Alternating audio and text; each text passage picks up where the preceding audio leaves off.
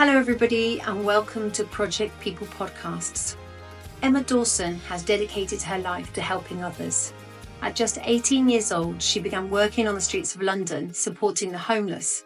And since then, her path has taken her through frontline work, specialising with women affected by domestic abuse. And more recently, she is retrained as a nutritional therapist and currently runs her own practice, specialising in women's health. But Emma's journey has been far from easy.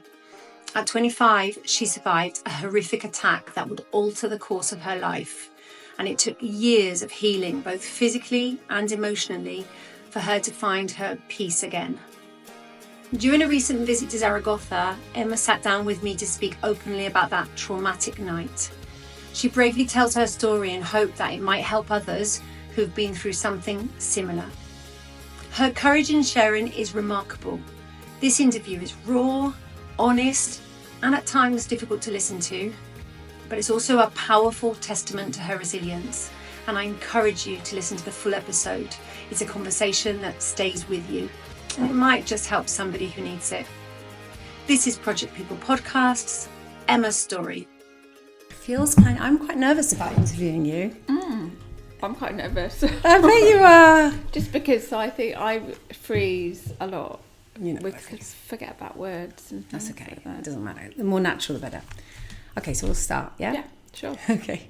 So, got something stuck on the mic. Okay, so first of all, welcome Emma to Project People Podcasts. Hello, Project People Podcast. How weird is this? You've been interviewed by your friend of how many years? We met when we were 19. Yeah. So, yeah. Oh my gosh, yeah. We're going to have our 40th Yeah, anniversary. we're 40 now, so, just over 20 years. Yeah, so we met when we were 19. We met at Middlesex University, and I remember perfectly the day that I met you because we were in halls of residence, and you had a tray of baked beans and a tray of tinned tomatoes that your mum had given you as a going away gift. Is that right? Yeah. So you were like really popular because you had food. And back in the day, we were quite poor students, weren't we? Very poor students. Do you remember that? Do you have fond memories of Middlesex? Oh, I loved Middlesex. Yeah. And I think because we were doing a drama degree, theatre Yeah. studies degree, Yeah. we all worked together on shows, didn't we? We did. So Yeah. we got to know each other. We Yeah. kind of bonded in a way that I guess if we'd been doing a more academic course, Yeah. we wouldn't necessarily have done. That's right. And it was a kind of weird dynamic because we did drama and theatre studies, and there were like two different drama courses, as you remember. There were the BA Performing Arts, where they were like the dancers and the singers and the musicians, and we were the theatre studies, and we had a kind of more like philosophical approach to the history of theatre, political drama, all of that, wasn't it? It was quite intense, really. It was, because I did a module for the performing arts, the separate degree, and they were really different students. Yeah. They were more like the kids from Fame, Yeah. for those people old enough to remember Fame. So we come across, maybe Emma comes across as, professional woman. We're going to talk about her career in a moment. But back in those days, we were... it was a student lifestyle. We did a very different lifestyle than that we live in now, that's for sure. Anyway, Emma, we both did drama and theatre studies, and neither of us have ended up working in that field. So do you want to tell people, the listeners, what you do? So I'm a nutritionist, or also called a nutritional therapist, and I focus on supporting women. Really, I think my ultimate goal is to support women have a better quality of life, and have more information and support to make better choices for themselves in the short term and in the long term. What made you specialise in women's health in that respect? Well, I think my own journey. So my own journey's been more unusual probably than some people, than some women, and I'm 54. I didn't have children. That didn't happen for me. And I guess I struggled. I had some different events that happened that made things complicated. So let's maybe talk about that difficult time, if that's okay with you, Emma. Totally respect that is a really challenging thing for you to talk about, but you had a very significant event that happened to you when you were very young. Mm-hmm. Is it okay for you to describe what happened, and then maybe we talk about how that affected you later on in life and how it's kind of perhaps changed? Is that okay? Yeah, I haven't done it before. No, I know. And it's really challenging. Just for people that know, I haven't just thrown her under the bus. We have talked about this before, and Emma's agreed that she wants to share this story. Mm-hmm. Can you tell me, first of all, why you want to share this story? Well, I think that I think it's really useful for people to know how something traumatic can affect you, that it's not maybe how you might perceive that it would be. Yeah. And also for anyone listening who's experienced something similar or can relate to it in any way, maybe it will be helpful. This happened to you when you were 25. Mm-hmm. And if you want to kind of talk us through it a little bit, what happened? Yeah, sure. So I was in a 25 years old. I was a few days' time. I was going over to Spain to meet Louise, to meet you, and do some kind of teaching English as a foreign language to some kids in an amazing school in Spain. Yeah, and I went out. I met my brother for a drink in London. I was living in London with my then boyfriend. I went out for a drink with him in South London. He put me on the bus to go home. We'd fairly recently moved to that area, so I didn't know it very well. But the bus stopped at the top of the high street, just adjacent to the street that I lived on. He put me on the bus, and then the next thing I knew was I was in hospital 5 days later. Yeah. And I kind of, and that's the next thing I can remember. Yeah. What kind of happened was I was found about an hour and a quarter after I would have got off the bus. I was found by somebody walking his dog. Mm-hmm. And I found out later that he'd rung the police. He hadn't wanted to go too close to me. Yeah. And I was kind of found behind a bus depot at the top of my which was at the top of my street, and I wasn't. I'd had my kind of clothes ripped off me. I was covered in blood.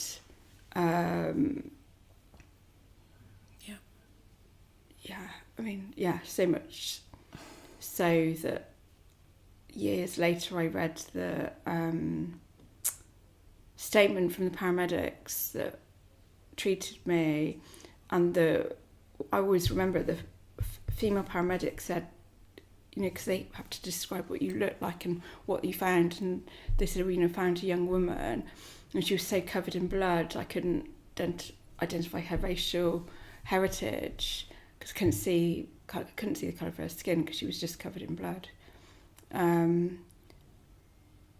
It's just it's really hard to listen to. It's something that we all knew about. You dealt with it at the time. It's something that's always been there as part of your story. But just hearing you describe it like that is just chilling, Emma. Absolutely chilling. Tell me about, when you went to hospital, you don't actually have a memory of the attack itself, do you? No, so the last thing I remember is my brother riding for the bus and me literally getting onto the bus. And the next thing I remember is 5 days later in hospital, and I was in a room on my own,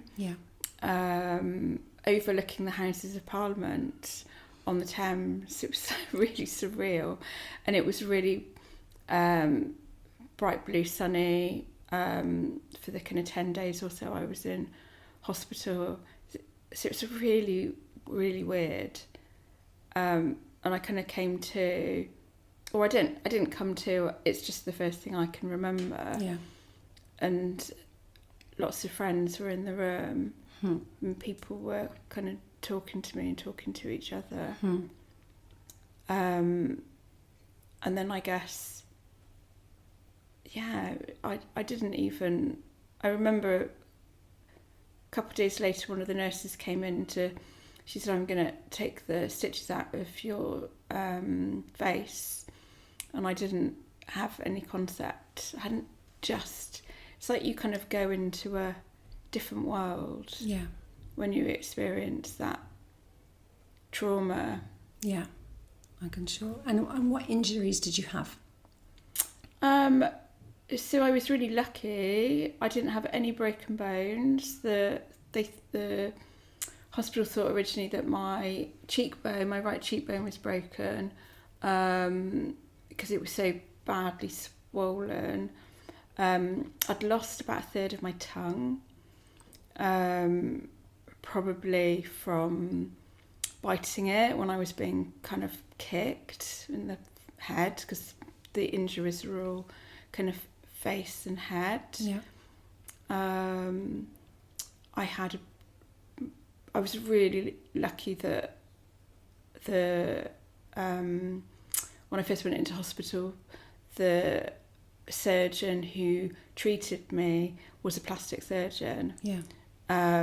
Just by chance, he was doing some additional shifts at the hospital, because all of my face here, just at the chin level, was all cut open completely, and my bottom lip, at one point they thought they would have to give me a different bottom lip. Yeah. Was completely cut open. Yeah. And I had a few other scars on the face. So yeah, all kind of physical, the kind of face, head. And what happened there? I remember back in the day there were no mobile phones then. I remember you didn't get off the plane when we went to meet you at Spain. It was really hard to find out what happened. No one really had much information. But I remember you were in hospital for a few days, and then you went home, and there was an ongoing investigation. But as far as you know, the police have never identified your attack or attackers. Is that right? Yes, no, not. I don't think they came even close. So I was in hospital for about 10 days, 2 weeks. And then when I came out of hospital, I went to the police station, Streatham police station, to make a statement about what happened. And I had like so female police officers in those days were called WPCs. She was assigned to me, and she didn't know what was going on in the investigation, to protect me in court if they ever found the people that had done it. And I made a statement to her, and I can always remember it because I had to describe my sex life, because the assault was a sexual assault as well as a physical assault. I had to describe my sex life. I had to answer questions about whether I had ever had violent sex. I had to describe the clothes I was wearing that night. Luckily, I was wearing jeans and trainers, and I had to confirm that I wasn't drunk, which I wasn't, but even if I had have been. Yeah, exactly. This is it. Do you think they would still ask those questions today of a woman that had been brutally attacked by a complete stranger? I hope not. I just horrifying after going through that, having to deal with those kind of questions. Did you feel that it was horrifying at the time when they were asking it? It's really weird. It's when how it affected me, and everybody is affected differently. I just kind of shut off. Part of my brain just shut off from what had happened. Yeah. From it, and I also felt incredibly guilty about. I couldn't have sex for a few months afterwards because if I did, I just kept on thinking, but the poor police are working so hard to find the men that attacked me, so I can't have sex, which doesn't make any sense. But I don't think it necessarily does. So you felt guilty because of that? Yeah, I didn't. I mean, I didn't. It really affected my sex life for a long time. As I guess is probably no surprise. But even she was really nice, the police officer, but she wasn't. And she was in the kind of CID division of the kind of the local police force. But she asked me to describe my relationship with my boyfriend. Yeah. And I said it's a monogamous relationship. And she didn't know what the word meant. So I had to take it out of my statement. Oh my God. I mean, it's all the weird things that you remember. Yeah. Yeah. Is it, I know I have asked you this before, but it's something that I've often thought over the years with that. I thought, thank God she doesn't remember. Thank God she doesn't remember. Has that been a blessing or a curse, the fact that you don't remember the attack itself and what happened? So I know that when my boyfriend first came to the hospital, so the police went to get him. Yeah. I obviously must have told them the address. And he came to the hospital. And initially the police thought it was domestic abuse. Yeah. So they hid. He said that 2 police officers hid in the kind of A&E ward when he went to see me, so they could see my reaction to him. Yeah. And the first thing that I said to him was, I'm not speaking to the police. They said that they'd come back and kill me if I spoke to the police. And I didn't talk to the police for the first 5 days, which I don't remember that. I've just been told. So you had a fear in you. You remembered that you'd been told that by the attackers, but you don't remember saying it after the attack. Is that right? You don't remember saying it to your boyfriend at the time? I don't remember any of that. He told me that's what I said to him when he first got to the hospital. So you didn't talk to the police for the first few days? No, I told them I won't swear, but I told them to fuck off. Apparently for the first few days. And I know that I saw a psychiatrist in the hospital 3 times. I remember seeing him the 3rd time, but I think they got him to speak to me a couple of times. And my speaking was difficult because I'd lost so much of my tongue, and that it would have been quite painful talking then. I still have a bit of a lisp. I still have to kind of concentrate on that now, but yeah, it was just, in answer to your question, sorry, I've gone off the track. Okay. Do I wish that I could remember what happened or not? It frustrated me for a long time. Yeah. And it obviously meant it was a lot harder for the police to investigate the crime because I couldn't give them any description of what had happened. And it haunted me, I think. My boyfriend said that every single night he would be woken by me kind of screaming in my sleep and talking in my sleep for 2 or 3 years. So subconsciously I must have remembered. Yeah. But yeah. What always kind of shocks me about that is you spent your days recovering from your physical injuries in hospital and then you were sent home. Yeah. And you didn't actually receive any psychological help or... No. So kind of it was brushed under the carpet, so to speak. I mean, that's my interpretation of it. I don't know, maybe I'm wrong in saying that. How did that affect you since then, the time after the attack? I mean, hugely. I mean, looking back on it, I suffered from post-amnesic shock. I've got the term wrong. And obviously I suffered from post-traumatic stress disorder, but in 1995 that was only just beginning to be talked about. Yeah. From the research they'd done on kind of people from the army coming back from the Iraq War. Yeah, of course. The Gulf War. And I had my mood swings for a few years were huge. Yeah. I had moments of complete rage. Yeah. And times of absolutely everything seemed horrible. Just, I can't, it was like a chemical reaction, not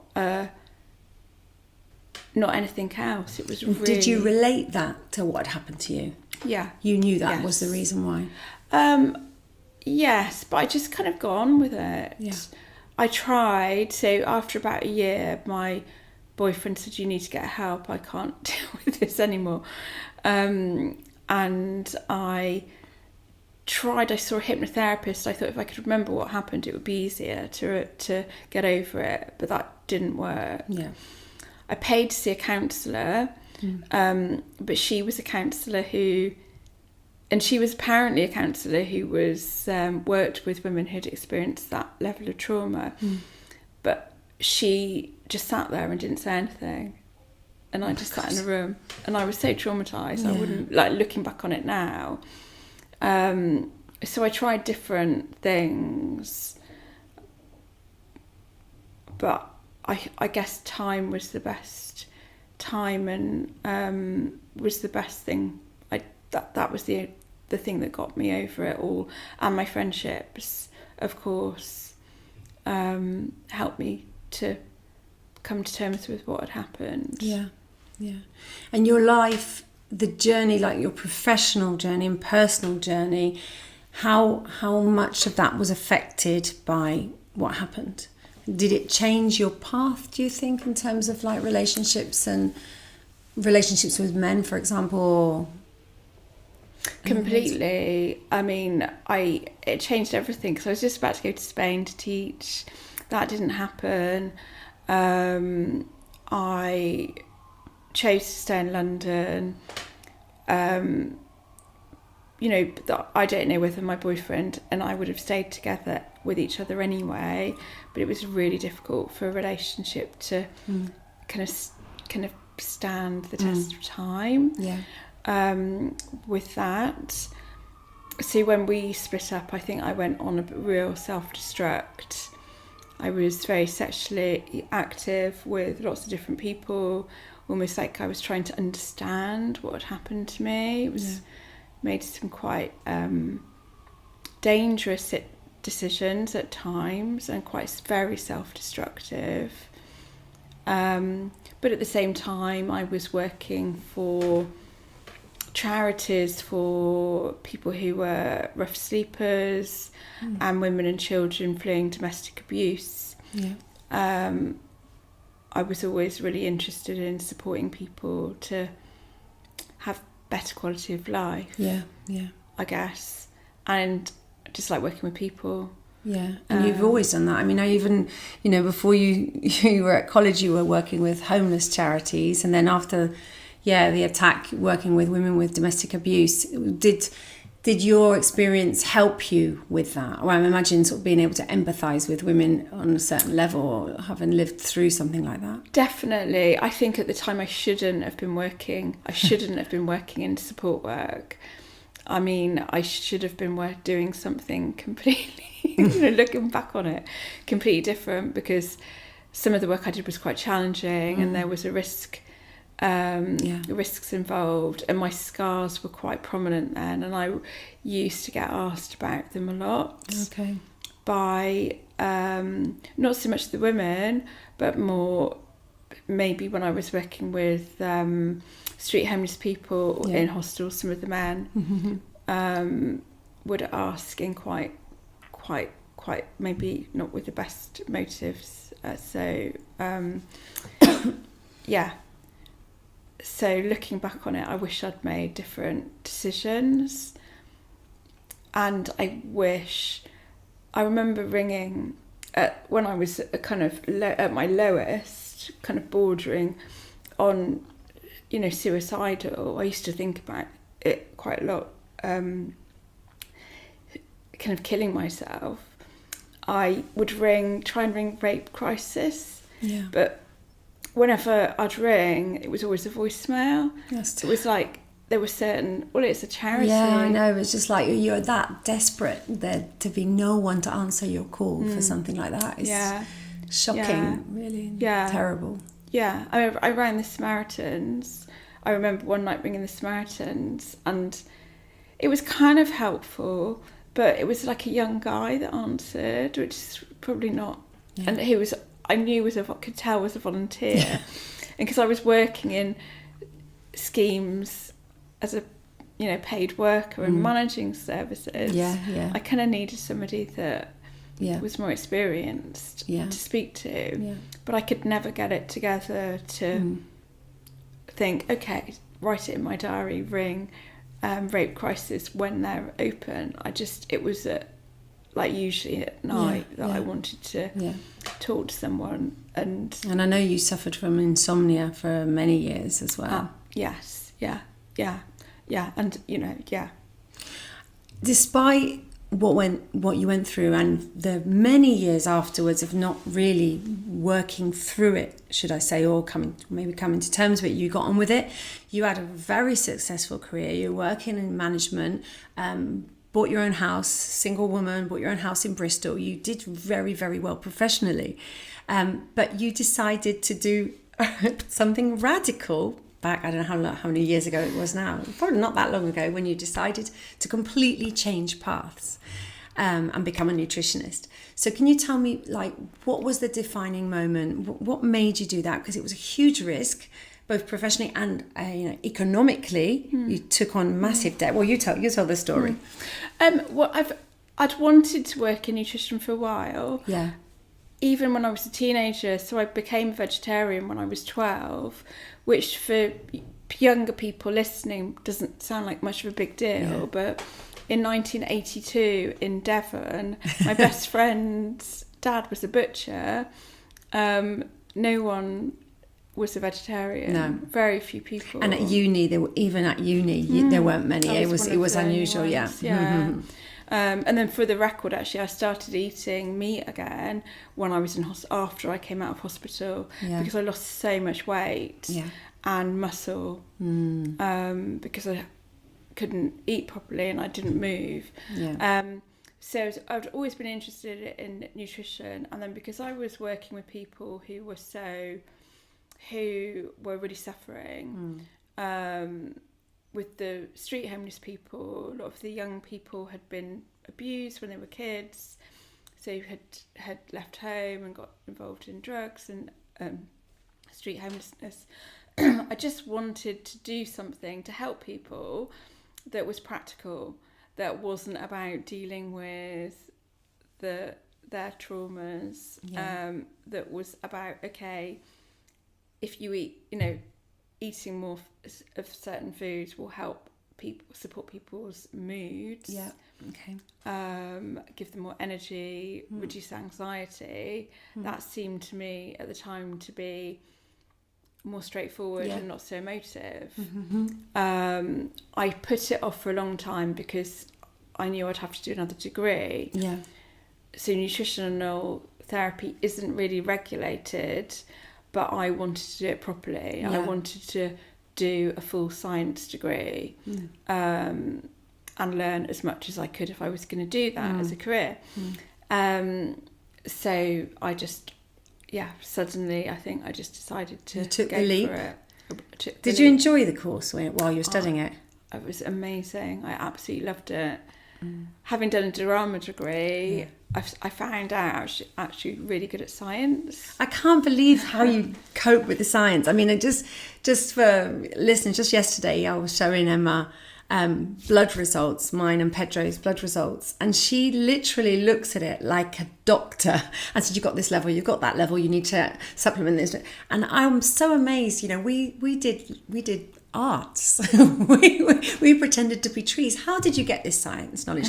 So obviously to start that degree, it must have been challenging that first to have the basic science base to be able to understand the concepts. Yeah. Yeah, I had to do a foundation in biochemistry and physiology.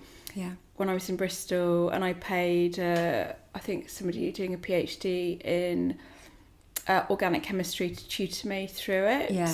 And I loved it. I loved it because it was once you understood the formula, you could kind of work out some quite complicated chemical reactions, I guess. Yeah. I loved it. And the degree, because I was working full time, the degree was expensive. I did it over 6 years.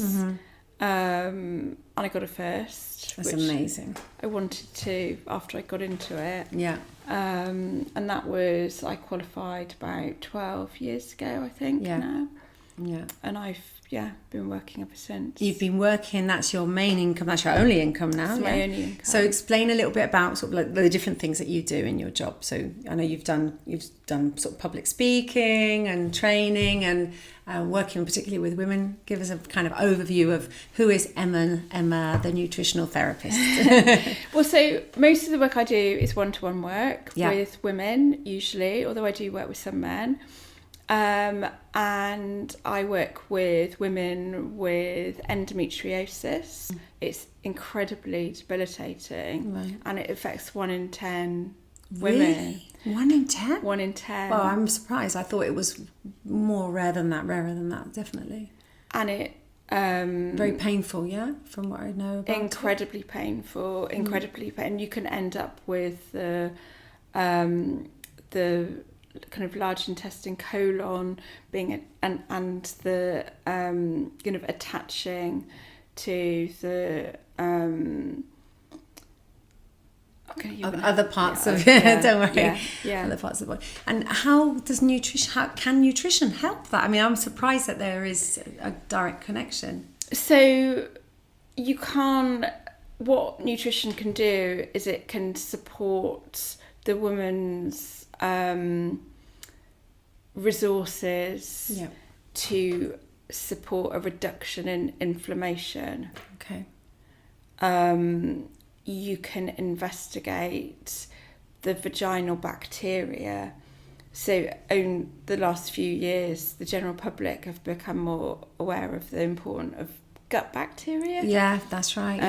Vaginal bacteria is massively important for women's health. For all women, not just women with endometriosis, but for all women. And there's a link between certain vaginal bacteria and endometriosis. So you can test, and then you can kind of support a bacterial more balance. Okay. And have you had, do you call them clients, patients, who have had significant improvements after working with you? Yes. Yes. Can you tell us a story? I'm not very good at selling myself. So lots of different women seeing a reduction in pain, and also bloating and kind of gut symptoms. I'm currently supporting a woman who's just had a laparoscopy, so some of the endometriotic tissue removed. And so before that happened, we were supporting kind of regular bowel movements because constipation is a big kind of side effect of some of the inflammation from endometriosis. And she was feeling great. She was able to reduce the amount of pain relief she was taking to kind of to virtually zero, have regular bowel movements, start building up her energy levels. What would you say is like the most challenging thing about when you're working with people and they have to perhaps change their daily eating habits or make radical changes? What is the most challenging thing when you're working with clients like that? I think it's if somebody wants to do... I support people to be practical. Yeah, yeah. And not develop a negative relationship with food. So I also work with women with eating disorders or in recovery from eating disorders. Yeah. And I absolutely love that work. So from doing that work, I think I've particularly learned the importance of not demonising food. So it's really important to look at. I saw you do that yesterday because it's really weird, guy. I was asking Emma, my husband's got, how do you say it in English, psoriatic arthritis, which is an autoimmune disease.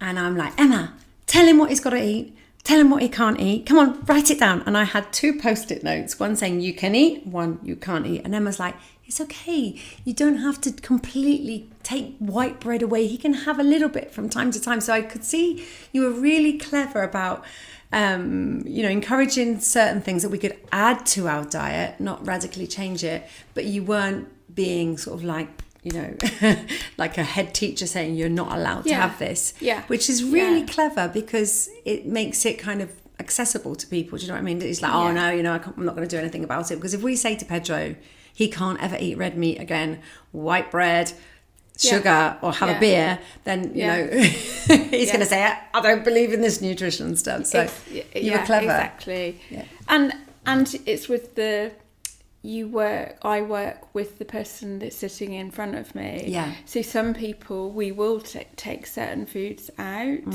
if they are causing the inflammatory inflammatory response.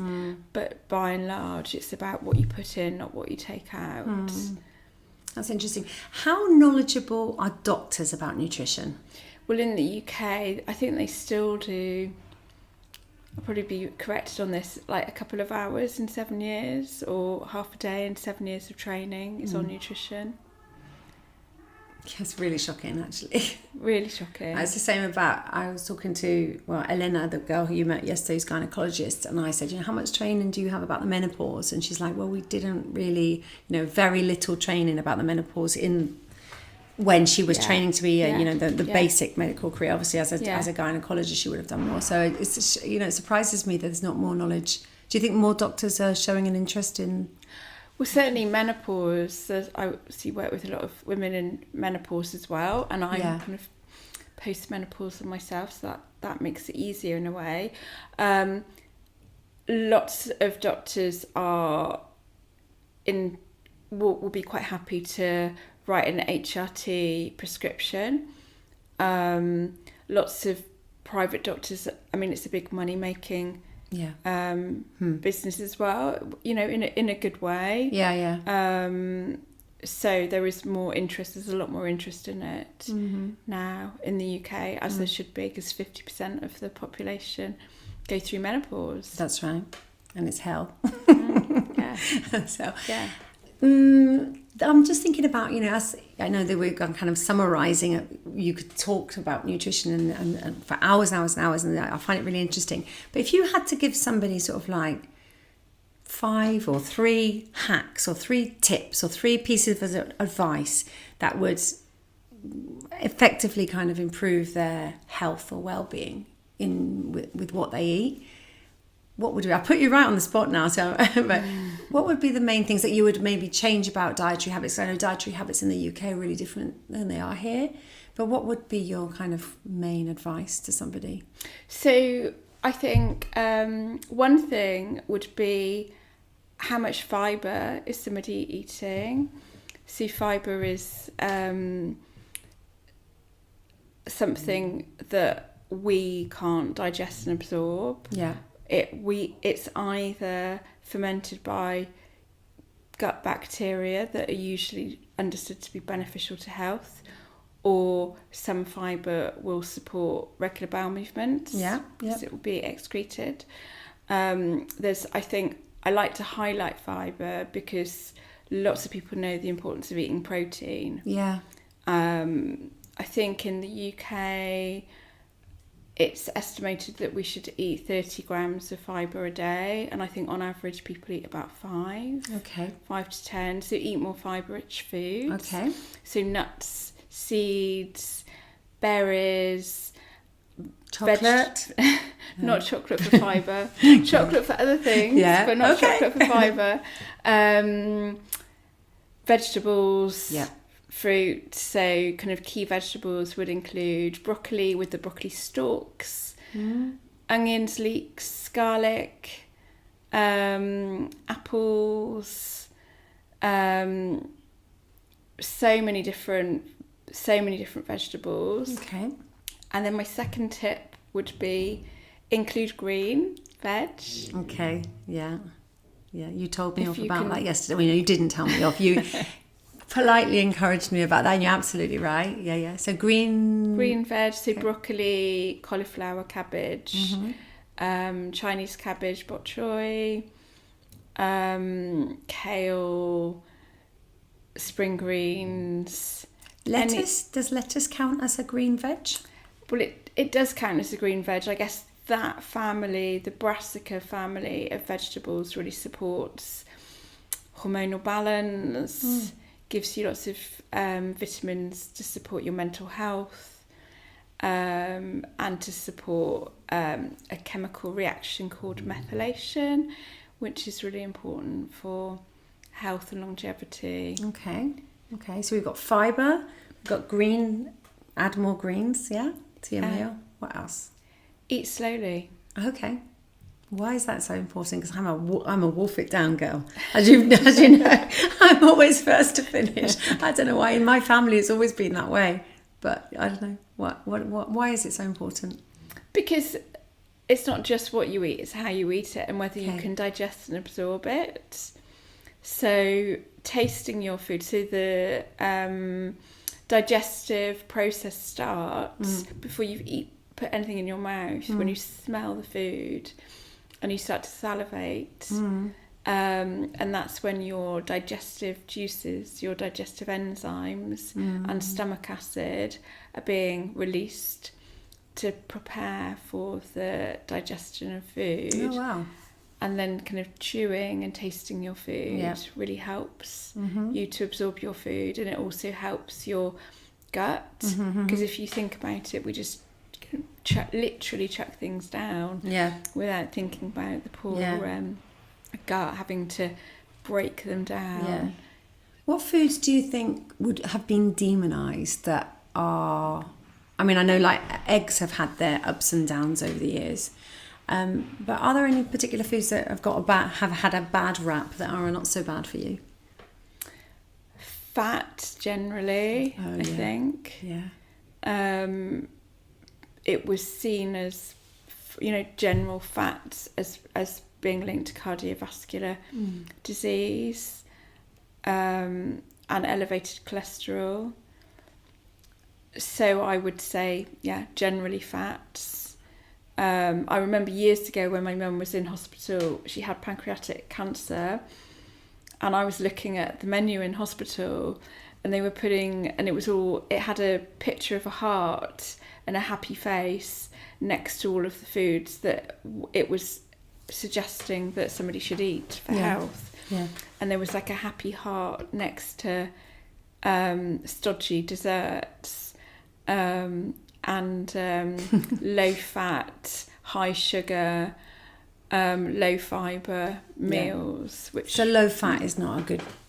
When you see kind of a low fat yogurt, will I get the Greek yogurt, the natural yogurt, or the low fat yogurt? What would you go for? Everyone's different. Okay. Generally, I'd go for the food that's most real, so hasn't had things removed from it. Okay. So lots of vitamins important for health are fat based. So I would probably mostly go for the full fat Greek yogurt. Great. But I would limit, so the kind of lots of the kind of fatty foods, so some of the fatty kind of meats and like porks that are fried in high temperature oil most of the time I would say don't have those so much, like crisps.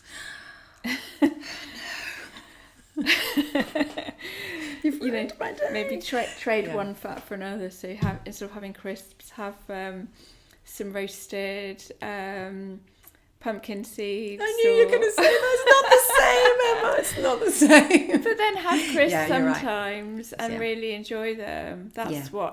Really, really savour them. Okay, yeah. And if you're somebody who's trying to gain weight, like if I was working with somebody who was trying to gain weight and they loved eating crisps and they love eating crisps, and I'd work with that. Yeah. Because you have to keep them on your side at the end of the day, don't you? Otherwise it's not going to work. Yeah. And food's important. I guess food is there to be enjoyed. Oh yeah. Yeah. When we both enjoy our food. We do. Do you like Spanish food? I love Spanish food, yeah. Really like it. What kind of thing do you like? Well, the first thing that I really love about your food, the vegetables is such good quality. Yeah, it's true. Here you get these like really huge tomatoes. Oh, the tomatoes. Everyone talks about tomatoes. They are amazing. In the summer, they're just, you don't need to put anything on the tomatoes here. Really, really lovely. True. Yeah, Spanish food is good. I also miss parts of English food, I'll be honest with you. I miss the puddings and the cakes. Well, Emma, that is brilliant. And since you've become a nutritionist and you've gone through this journey, you're in a really good place right now. And you have a partner who is absolutely lovely, Simon. And something very exciting is happening soon. We're getting married. We're getting married. So excited. Are you excited about it? Really excited about it, yeah. And all of my friends, as you know, are coming. Yeah. Some really old dear friends. Yeah. Everyone's going to come together. We're getting married in Lyme Regis in Dorset. Beautiful. And Simon's a musician, so there's going to be a big kind of music. We've got a couple of bands, including a band that he plays in, going to be playing, and some DJs. Oh, it's going to be amazing. Yeah, and our close friend Kate's going to be who's a celebrant, is going to be taking the ceremony, so it's going to be lovely. Amazing. I'm really excited about it. Tell me why Simon was the man that made you say to me a few years ago when you met him, Lou, I didn't know it could be like this. You were absolutely head over heels in love. What is it about him? What made you feel like finally I found the right guy? He's really straightforward, like what you see is what you get with Simon, and really honest, really funny. Very funny. Lots of energy, really positive, glass half full. Whereas I think I'm probably more glass half empty, and kind. Yeah, he's lucky to have you. And very talented as well. He's interesting guy. I don't know how to end this. I don't want to end it. I feel quite emotional talking to you about this because I just want to say that you know that all your friends, and this is true, Emma has been the best friend to her friends over the years. Despite what's happened to you, you have been there for all of your friends, all of people's troubles and twists and turns. You've been that one person that's there. We have a kind of telepathic line, don't we? Because I know when significant things have happened to me in the past, we often go months without speaking to each other because we live so far away. You just phone out of the blue and it's always at that time. It's freaky, but you have been the best friend always since the day I've met you, and I really mean it. And I know that all of your friends feel the same, which is why everybody is so excited about your day, not just to celebrate your relationship, but to celebrate you, to celebrate Emma. The journey that you've had is totally inspiring. I know you're going to help so many people with the story, and I know it was really hard for you to tell the story, and I'm so proud of you telling that story, Emma.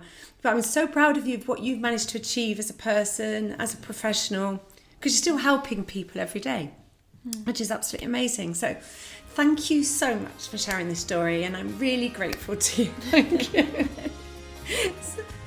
Sorry.